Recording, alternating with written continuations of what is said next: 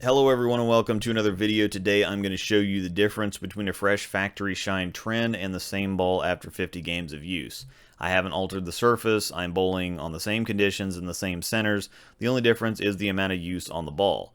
Now, as you saw in my Arsenal video, the trend is in my league bag, and although it doesn't get the lion's share of the use, it does come out to play, and obviously enough to get 50 games on it between release and my report card.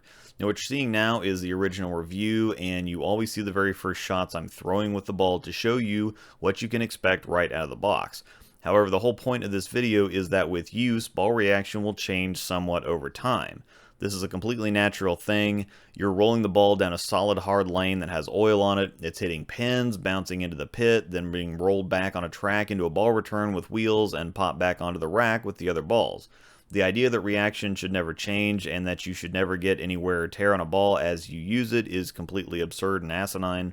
You're throwing a hard heavy object at several other hard heavy objects into machinery designed to handle and withstand abuse from hard heavy objects. Hashtag ball maintenance is important. So as we're watching the original trend footage, it's pretty sharp on friction, still nice and continuous, it's a very nice shape, I love how it complements my pro motion, but the sharpness from that fresh out-of-box factory shine finish is usually a bit too much. It can create some over-under with it being too quick on friction, so a lot of people knock the shine off with a 3 or 4,000 pad before they even use it. I just like to let use mellow it out. Now, another thing that happens with use is that a track will develop on the ball where it comes in contact with the lane. That and all the return mechanisms will gradually change the surface of the ball, but specifically where it touches the lane will slightly flatten and widen what we call the footprint, which will increase surface area of the ball in contact with the lane. In addition to oil absorption, which balls are designed to do to keep the cover dry and fresh, to keep reaction consistent and strong, not make them age faster or die quicker, contrary to some belief, ball reaction will settle or mellow down into what you're going to have for the next several hundred games as long as you maintain it and take care of it. Now we're looking at the 50 game footage and you can see it's a bit weaker and noticeably smoother. This is a great thing because now the ball is less sensitive to wet dry, definitely much less over under, which makes it more controllable and usable. Everyone likes watching a sharp ball reaction that gets the ball to turn sideways and throw pins around when you hit them light, but I just like to make sure they all go down. I'm into putting strikes up on the board, not trying to make it look pretty, not that I've ever had that option anyway.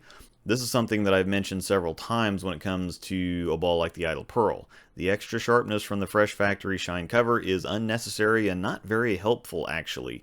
And once you get a good amount of use on a ball and it settles down, that's when it becomes more effective. A lot of people will ask me how they get the factory reaction back into their ball, but I'm not really sure why they'd want it. Now, sometimes you get to the point where the ball becomes too weak, but at that point you'll need to do a little general maintenance, like you have to do with literally every single other product you buy, and that'll keep it in better shape. Balls won't ever react exactly like they do out of the box again, but I see that as a good thing. Once you break them in, reaction and efficiency gets quite a bit better.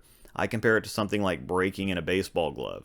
New, they're nice and pretty and look great, but they're usually stiff and inflexible, and that rigidity affects the performance of the glove as well as the comfort or lack thereof. And once you get them worked in and get some action on them, then they relax and perform much better. I was a fan of the trend out of the box, but it settled in nicely as expected and is now an indispensable part of my bag. Thanks for watching, and may the strikes be with you.